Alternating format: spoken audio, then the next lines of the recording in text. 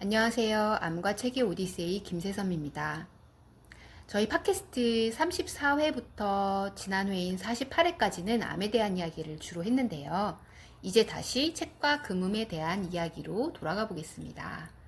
저희 암과 책의 오디세이는 이렇게 암, 책, 그리고 중간중간 제가 세상을 바라보면서 느낀 점들을 이야기하는 팟캐스트로 꾸려가 보고자 합니다.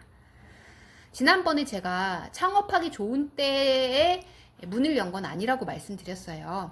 이번 회에서는 그럼에도 불구하고 창업을 준비하던 시절, 그 시절의 이야기를 들려드릴게요. Fly me to the moon. 네, 사실 이제 제주에서 서울로 돌아올 때 금음을 구상하셨던 건 아니고 그냥 뭐 책과 관련된 일을 하겠다 혹은 작가들을 돕고 싶다 이런 마음 정도만 있으셨잖아요.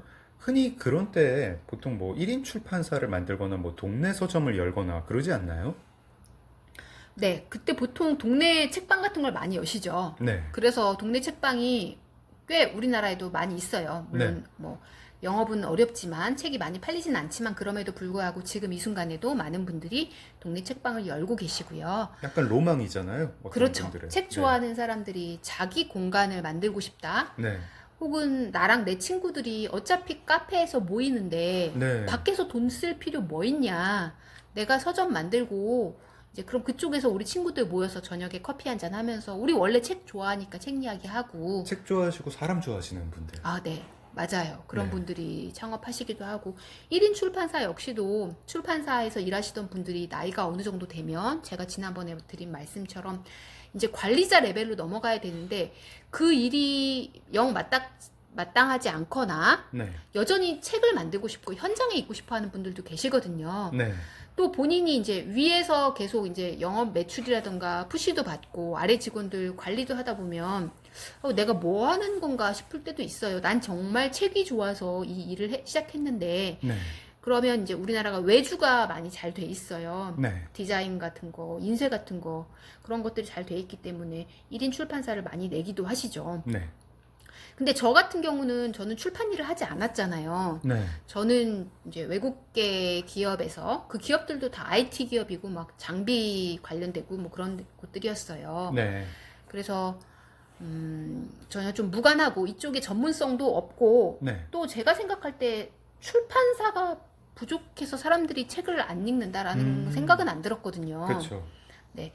그래서 좀 더 크고 좀 더 새로운 무언가를 하고 싶다고 생각을 했습니다. 그리고 네. 성공을 못한다 하더라도 그게 좀 오래오래 이어질 수 있었으면 좋겠다 생각했고요. 어떤 실험을 벌이고 싶으셨던 거죠? 네, 네. 네. 남편인 장맥주가 이제 책을 쓰다 보니까 장맥주 책을 내는 출판사 내는 거 아니냐 이런 질문 좀 몇 번 받으셨죠? 네. 왜냐면은 기존 책들이 이제 그 판권이 종료되는 시점이 있잖아요. 네. 그러면은 그걸 다 회수해가지고 제가 출판사를 만들어서 저희 출판사에서 내려고 하느냐라고 문의를 많이 받았습니다. 네. 근데 그걸 생각했던 건 아니었어요. 네. 처음 금음을 구상할 때 장맥주가 이런 얘기를 했었습니다. 성공 못할 가능성이 크다. 만약 하루에 사이트에 하루에 2명만 방문하면 어떻게 할 거냐 이렇게 물었는데 그때 뭐라고 답했는지 기억나시나요? 네, 그때 제가 사실 생각했던 타겟이라고 해야 될까요? 제 옛날 친구들이에요. 네. 제가 친구들을 이제 종종 만나곤 하는데, 네. 만나면 하게 되는 우리들의 고민이 있고, 우리가 나누는 생활이 있잖아요. 네. 근데 그게 어느 시점부턴가 굉장히 매일매일 비슷하더라고요. 네. 저는 저의 친구들을 제가 젊었을 때는, 네. 어렸을 때는, 만날 때는 너무 즐겁고, 너무 똑똑하고, 반짝반짝 빛난다고 생각했거든요. 네. 정말 재능도 많고, 욕심도 많고, 너무 멋진 친구들이라고 생각했는데, 네. 그 친구들이 점점 빛을 잃어간다고 느꼈어요. 네. 그리고 그게 여러 가지 이유가 있겠죠, 당연히. 네. 사람이 살면서 뭐, 바쁘고, 고민해야 될 것도 많고, 아이도 키우고, 그리고 요즘 세상 돌아가는 속도가 보통 속도가 아니잖아요. 네. 그럼에도 불구하고 그 친구들이 좀 책을 읽고 책에 관해서 토론하고 그럴 수 있으면 훨씬 더 예전에 그 총기 같은 걸 잃지 않고 새로운 인사이트를 끊임없이 발견할 수 있을 텐데 네. 허무함을 느끼는 것도 조금 덜 할 텐데 라고 생각을 했어요. 그래서 내 친구들이 서너 명만이라도 네. 계속해서 활동을 해줄 수 있다면 그 친구들이 금음이라는 사이트 통해서 조금 책을 원래 안 읽을 책인데 이거 한 권 꾸역꾸역 읽었다라고 느끼게 된다면 그것만으로도 족하지 않을까 싶었습니다. 아, 그게 그런 뜻이었어요? 저한테는 이렇게 자세히 설명 안 하시고 그냥 내가 단 세 사람만이라도 구원할 수 있으면 그걸로 만족할래. 그래가지고 저는 세 사람만 구원해도 만족한다고. 그게 저의 친구들, 소박한 목표에 놀라셨군요. 예, 아니 좀 약간 감동받았었거든요. 아, 그래요? 예. 네. 근데 그 친구들 얘기하는 건 줄은 잘 몰랐어요. 네. 예. 그 친구들은 그래가지고 금음 활동 열심히 하시나요? 전혀 안 하고 있습니다. 친구들도 안 하고 가족들도 안 하고 네. 정말 생판 모르는 분들이 도와주셔서 지금까지 왔어요. 네. 지금 금음 활동을 열심히 해주시는 분들, 기존에 아마 저를 잘 모르시는 분들이 대부분이세요. 네. 제가 원래 인맥이 넓지가 않습니다. 사람 만나는 것도 좋아하지 않고. 네. 그래서 아는 사람도 적은데, 그럼에도 불구하고 입소문으로 혹은 뭐 어떤 각각의 목적이 있겠죠. 그런 네. 목적을 가지고 금음에 찾아와서 열심히 책을 읽고 활동해 주시는 분들, 이 기회를 빌어서 감사하다는 말씀 드리고 싶어요. 네. 어떤 실험을 길게 하고 싶다. 뭐, 큰 실험을 길게 이어지도록 하고 싶다. 그 실험이 이제 북클럽 플랫폼이었다. 이런 말씀인데요. 북클럽 플랫폼이 지속 가능하려면 두 가지가 중요하다고 생각했다라고 하셨어요. 뭔가요? 자발적인 참여, 그리고 꾸준한 수익이 중요하다고 생각했습니다. 네. 그리고 그 중에 둘 중에 굳이 우선순위를 따지자면 자발적인 참여가 더 중요하다고 생각했어요. 네. 커뮤니티를 이용해서 비즈니스를 하려면 네. 먼저 사람들이 즐거워하면서 직접 콘텐츠를 만드는 장소가 돼야 합니다. 네. 콘텐츠를 운영자가 생산하는 구조도 있어요. 넷플릭스 같은 거죠. 근데 네, 네. 넷플릭스도 넷플릭스가 다 만들지는 않고 네. 다른 외주를 주는 형태죠. 그렇죠. 근데 그런 커뮤니티는 회원이 늘어나면 직접 모든 콘텐츠를 다 생산해 내야 되기 때문에 네. 거대 자본이 필요하든지 아니면 운영자들이 직접 하게 될 경우 운영자들이 몸을 갈아넣게 되고 어느 순간 이제 과로와 인건비를 감당할 수 없어지는 시점이 오지요. 네. 제가 금음을 준비하는 동안 케이스 스터디를 하면서 그런 스타트업들을 굉장히 많이 봤어요. 네. 그래서 제가 생각할 때 그런 방식은 좀 피해야겠다. 네. 그래서 유튜브 같은 경우가 바로 이제 소비자들이 직접 콘텐츠를 만들어서 업로드하는 형태잖아요. 그렇죠. 네, 그래서 그런 유튜브 방식을 좀 많이 생각했습니다. 유튜브가 넷플릭스처럼 뭘 만들어가지고 올리는 게 아니고 다른 사람이 올린 걸 또 다른 사람이 보고 그냥 네. 유튜브에서 그렇게 보면서 유튜브는 앉아서 돈을 벌고 있죠. 네, 대신 수익 쉐어를 해주기는 하죠. 네. 그래서 금음 초기에 회원수를 늘리기 위해 기프티콘을 뿌리자 이런 아이디어도 거절하셨죠? 네, 기프티콘 이벤트 같은 게 굉장히 커뮤니티에서 많이 일반적으로 하는 방법이에요. 네. 예측도 가능하고 금액도 예산도 딱 맞춰서 뿌리면 되니까요. 네. 근데 기프티콘에 이끌려서 가입한 회원들은 기프티콘이 사라지면 그 사이트에 별로 오래 머물지 않아요. 애초 목적이 기프티콘이었잖아요. 네. 그랬으면 됐지, 뭐 계속 남아서 책을 읽는다? 대화를 나눈다? 그런 사람들은 많지 않을 것 같았어요. 네. 그런 체리피커 회원들이 진지하게 대화를 나눌 거라는 생각을 안 했고요. 네. 오히려 기프티콘을 얻기 위해서 뭐 무성의한 글들을 남길 텐데 그런 글들이 금음에서 열심히 활동하는 사람들한테는 어떻게 보면 더 좀 보기 눈살 찌푸려질 수도 있잖아요. 네. 그냥 뭐 정말 이 책 재밌네요. 잘 읽고 갑니다. 이런 단순한 멘트들은 그 책에 대해서 좀 더 토론하고 논의를 확장하고 싶어하는 의지를 가진 사람들에게는 뭐 그렇게 득이 되진 않을 수도 있겠다 생각했습니다. 사실 커뮤니티 커머스라는 모델은 뭐 금음만 한 건 아니잖아요. 그 즈음에 스타트업들이 많이 했고요.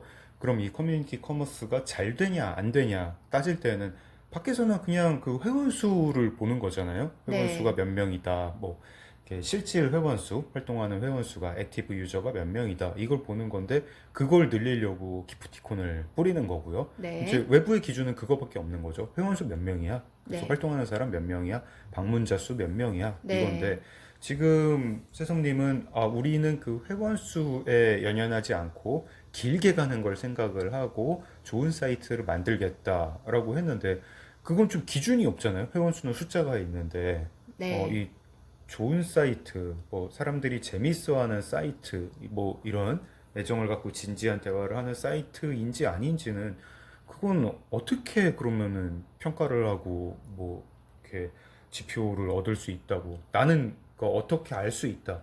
그걸 어떻게 생각을 하셨습니까? 바로 그 부분에 대한 게 정성평가랑 정량평가예요. 네. 저는 정량평가라는 거에 되게 익숙해져 있습니다. 왜냐하면 회계 일을 했기 때문에 네. 우리가 어떤 영업사원 A와 어떤 영업사원 B가 있을 때 누가 일을 잘하냐는 어떤 사람이 진심으로 고객을 만났는지는 평가할 수가 없어요. 네. 어떤 사람이 얼마나 열심히 했는지 알 수 없어요. 네. 영업사원들은 어떤 건을 만들고 난 다음에는 뭐 만화방에 간다든지 카페 가서 쉬기도 하고 그냥 집에 가기도 해요. 네. 그리고 회사도 별로 신경 쓰지 않아요. 네. 사실 숫자만 맞추면 그만이라는 생각이 있는데 네.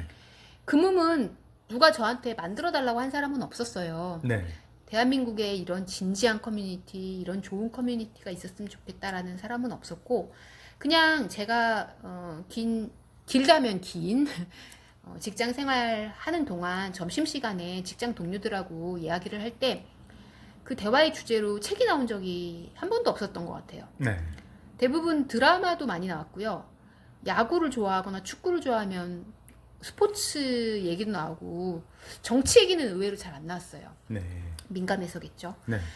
근데 이렇게 다른 사람들하고 같이 나눌 수 있으면 얼마나 좋을까. 책이라는 것도 네. 그런 생각을 해봤고 그런 것을 만들고 싶다. 쇼폼이 세상을 휩쓰는 지금 이 시대에도 진지한 이야기를 길게 할 수 있는 공간이 필요하지 않을까? 그걸 원하는 사람들도 있을 수 있다라는 생각을 했습니다. 근데 그러면은 뭐 지난달에 비해서 이번 달에 진지한 얘기가 더 많이 나왔어. 더 진지해졌어.